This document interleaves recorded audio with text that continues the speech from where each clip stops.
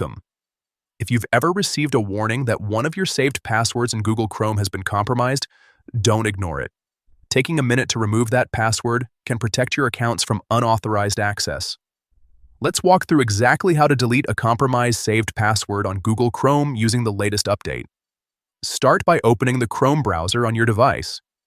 Once you're in, look to the top right corner and tap the three dots to open the menu.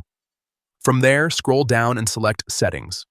Inside Settings, find and tap on Password Manager. This is where Chrome stores and monitors all your saved login details. Now, at the bottom of the screen, tap on Checkup. Chrome will scan your saved passwords and identify any that may have been exposed in data breaches. Next, tap on Compromised Passwords. You'll see a list of accounts that are considered unsafe. Take a moment to review this list carefully. Find the specific site or account you want to remove. Once you've located it, tap the three dots next to that entry. A small menu will appear. Tap on Delete Password, then confirm your action when prompted.